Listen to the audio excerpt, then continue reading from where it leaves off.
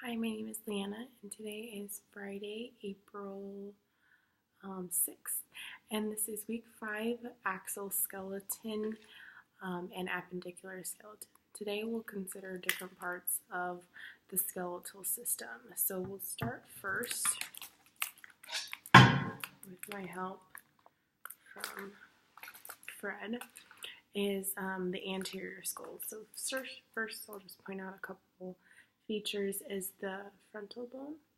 Inside the orbital socket is the sphenoid, the ethmoid as well.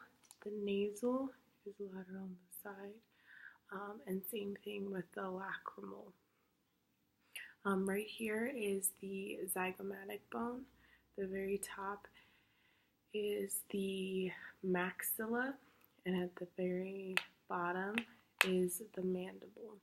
Right in the very center of what looks to be the nose is the zomer. We'll move into the lateral and posterior skull, and we have first the temporal bone right here, the parietal, the occipital, and again more features of the mandible. There you go. We'll go into the inferior skull, floor of the cranial cavity. And if you see here, back here is the occipital cavity. On either sides, right here, is the temporal cavity. Bilateral this way is the parietal. The very center almost is the saphnoid. And closer this way is the ethmoid, and then right here, these two are the frontal cavities. We'll then move into the vertebral column, and it starts off with the cervical vertebrae, which starts at the very base of the skull, and then from here to about here is the thoracic vertebral column. And then right as the vertebrae curves, this right here is the lumbar spine, lumbar vertebrae. And then here this bony opening is called the sacrum, and at the very end is the coccyx. We'll then go into the thoracic cage. So the thoracic cage is made up of the sternum, the body of the sternum, which is here. These right here are true ribs because they connect to the sternum. These right here are called false ribs because they connect to each other. The very back right here, these are called floating ribs because they terminate into abdominal wall muscle. And these are just other features of the appendicular skeletal system. We have the clavicle right here, the humerus.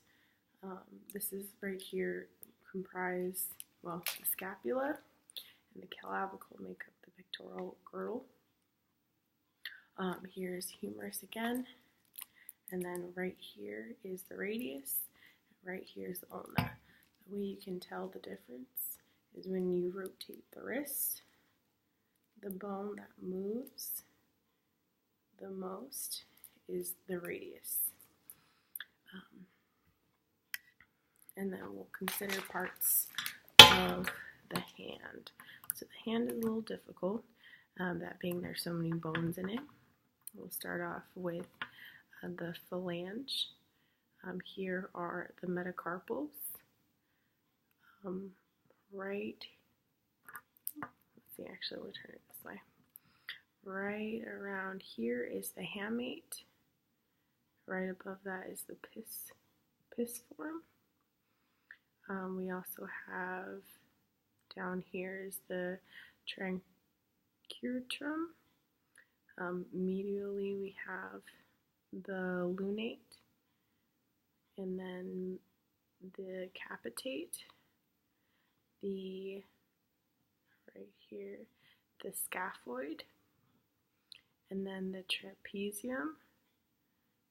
Laterally is the trapezoid, and those are all the bones in the carpals. We'll then go into the pelvic girdle, and right here is the ilium.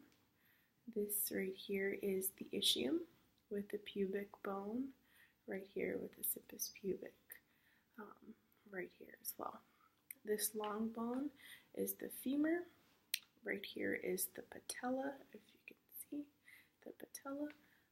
And then here is the tibia and fibia.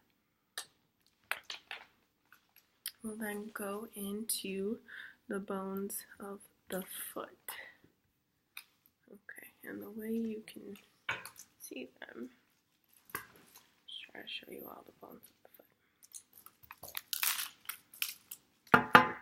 There we go. Just like this. Here is the calcaneus, and then we have the phalange, the metatarsals, which are here. This bone right here is the cuboid, and then on the very top is the talus, followed by the navicular, and then we have the medial, right on top here, the medial cuneiform, the intermediate cuneiform, and then the lateral cuneiform. And so those are the bones that make up the axial and the appendicular body. Thank you so much.